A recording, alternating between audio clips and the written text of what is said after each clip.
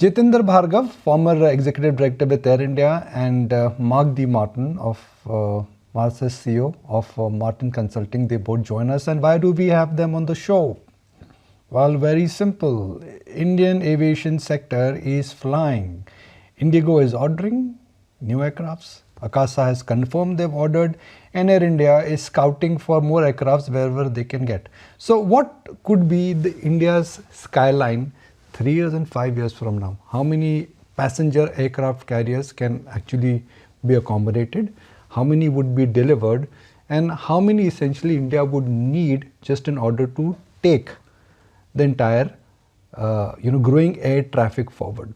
So Mr. Bhargav, Mark, gentlemen, thank you for joining us. Mark, I guess the introduction was the question in itself. Everyone is ordering Boeings, jumbo jets.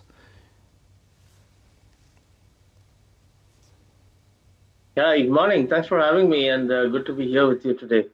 I think Nikunj, I think jumbo jets will be a bit of an understatement, but yes, it's good to see that orders coming in. I think more importantly, it's not just about the order; it's about who we choose as an OEM partner. Because right now we are dealing with a whole lot of issues with fleet reliability as well as engine reliability. So I'm hoping those procurement and purchases that airlines would intend to make would be smart. Obviously, there are issues with Pratt and Whitney; those continue to be there. Air India has been smarter by going for the iLeap, which has been a good choice for them, and the engine has worked really well. Akasa deliveries have been halted because of issues uncontrollable to us, and that is because of the FAA shutting down Boeing's production line. So the minute Boeing's production line opens up, Akasa should grow in terms of its fleet assumptions. Indigo's addition of aircraft was a welcoming change, but again, we also have to be mindful that there are over 95 aircraft of Indigo grounded because of Pratt and Whitney. So it's not that Indigo doesn't have the aircraft; they do have the aircraft. It's just that it has to be brought online and made available. With respect to Air India, I think more importantly, delivery schedules will continue to plague Air India. So Air India will have to look at refurbishing its old A320s and 321s. Air India is taking of efforts to improve its brand, improve its interior, but then it's still a long way to be seen of any major results. A350 is working out really well for Air India. But again, I'm going to caution one point here. India cannot be dependent on an Air India and an Indigo and a growing Akasa. We need to have at least 2 or 3 stable more airlines. And from the airlines that we're seeing who are trying to come up now in India, Shank Air and a whole lot of others, they still haven't been able to place in significant funds to establish a robust air transportation system. And this is a big concern. SpiceJet, interesting that you don't mention SpiceJet at all, but though being a market listed company, SpiceJet has to also look at inducting fleet, but they have to put in a tremendous amount of sureties and assurances to lessors and banks to build confidence. So it's not all hunky dory. It's not all great. It's not all enthusiastic. Yes, there are green shoots. Yes, there are positive trends coming in, but there's often a slip between the cup and the lip.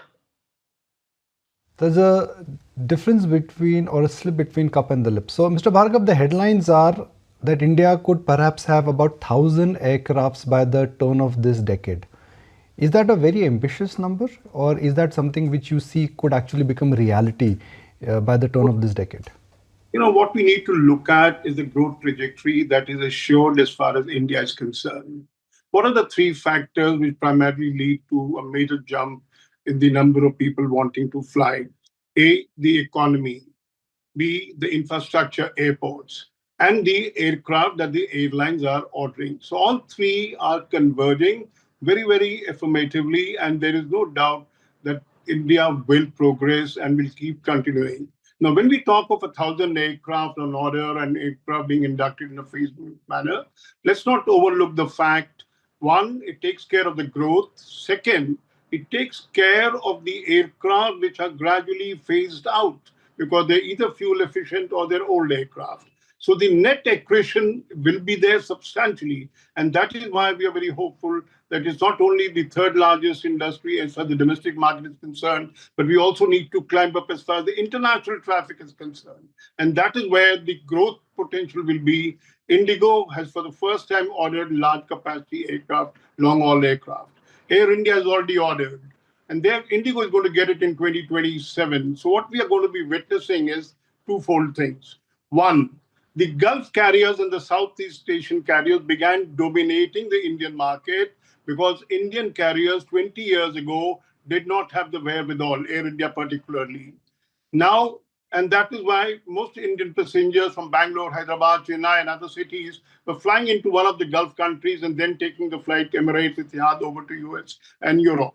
But now when Indigo and Air India have substantial number of long-haul aircraft, they will be starting direct services from major cities to major destinations in Europe and United States, obviating the need for them to be going via the Gulf countries. So that is where the growth potential is. And growth, we must look at it very clearly, as the government said only a few days ago, that they are not content with 150 airports that the country currently has. They wish to double it. Once the infrastructure is provided, the airlines, particularly Air India and Indigo, with deep financial pockets, they will not be able to constrain things, on the number of aircraft being taken. Of course, there are supply chain issues worldwide, but then India is assured of growth, potential induction of new aircraft, and with government very clearly be acting as a facilitator, which hadn't been the case many, many years ago. But now the government realizes that aviation acts as a catalyst for economic growth and must be given requisite assistance and facilitated. So that is what is happening. So I don't see that the number of aircraft ordered would be any kind of a problem. They will be able to digest or get the requisite number of passengers to make optimal use of the aircraft. And then, of course, the government's attention on whether it is the MROs, whether it's the airport, the infrastructure, they are acting as a facilitator, and Indigo and Air India particularly are making full use of the growth. And the third factor, of course, is that the bilateral rights being given away to foreign airlines, as was the case earlier, is in a very restricted zone at the moment, leaving ample opportunity for Air India and Indigo to exploit the growing market. And along with that, Mark, if I come to you now, in the latest comment, Prime Minister Narendra Modi also wants global recognition of India as an aviation value chain hub, and also wants to put in place the Design in India initiative for the Indian aviation sector.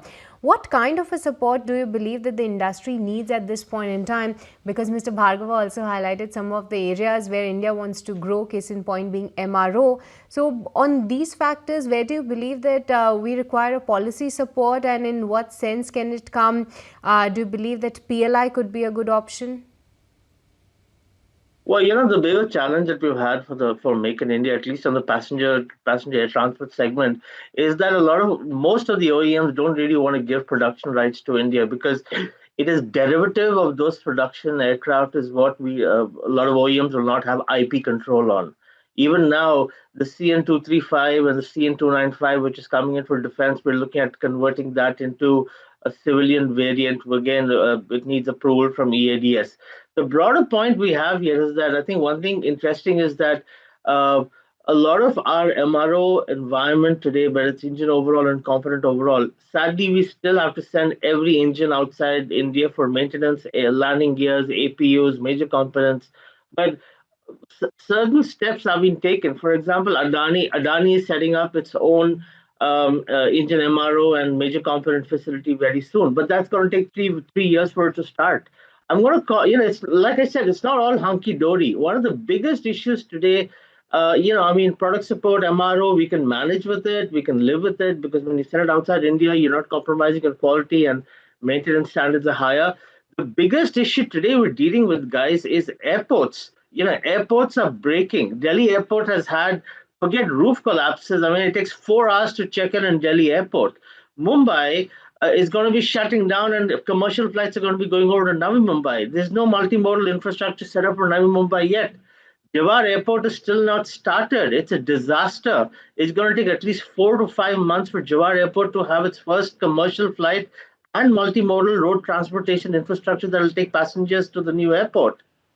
So, I mean, this is not about government doing great things. The government also has to, it's got to be a carrot and stick approach. The government needs to pick up a whip, pick up a danda, and bring the sector back online because it's gotten to be way too lax.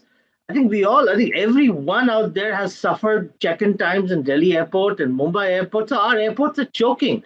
We need to have second and third airports, and somewhere, the way private and what a shocker is that we have private airports in this country.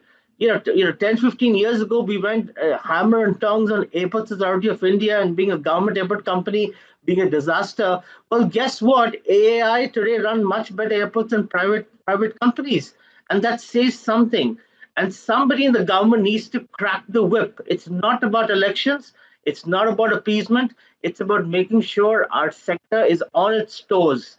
And that is extremely relevant today because if we're looking at getting 100 or 200 aircraft and if our total top line fleet is going to go, by the way, guys, our total fleet is going to go to 4,800 if you add the business jets, regional aircraft, and the wide bodies. So our fleet is growing. But we need to be very firm and aggressive to bring the sector online, Nikunj. Fair point. I mean, Mark, it's a sector which comes with own set of complications, policy issues, international issues, crude prices. Something goes wrong here and there, and the aviation sector is the first one to really feel the heat. Mr. Bhargav, final question from you. We are a stock market channel. Our viewers, they want to understand how they can invest and make money. One has to really bet on the aviation theme, which is what you and Mark have said. It's a multi-year story. Whether it is airplanes or MROs or perhaps airports or for that matter buying companies which essentially are making airline components, aircraft components.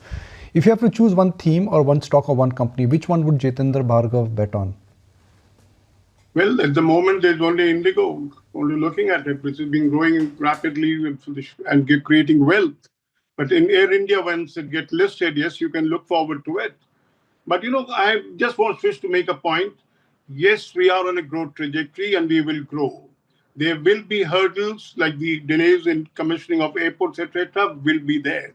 But the fact is, once you have a vision, you know where your destination is, you will be able to fly because it is no longer fund constraints or government coming up with policies that prove to be hurdle for growth kind of a thing, as it used to happen in the past. I think all the tick boxes that we have can be tick marked with saying positive results are very much there going to be for us. But as far as the airports are concerned, take, for example, GMR airports. And Mark did make a mention of it. Airports are good. They are facing congestion because the market has grown at a pace much faster than what it had been anticipated. But then it is no longer a scenario that we start the work only after the saturation point at the existing airport has been reached. Now decisions are being taken in advance. And then, of course, is the dispersal of traffic. It's no longer Mumbai, Delhi getting all the international traffic, but there are multiple airports to which direct flights are being operated in and out of India. So one can always say there will be constraints, yes, but they will be overcome. And our airlines do have the wherewithal to expand, grow at the pace that they wish to, or at the pace at which the market will grow. Let's not go back 20 years ago. Indian carriers couldn't grow, so we had to rely on Emirates, Etihad, etc. to serve our markets. Our Indian carriers will be enough to harness the Indian market that is growing rapidly. All right, Mr. Bhargav, Mark, gentlemen, thank you. Thank you for joining us.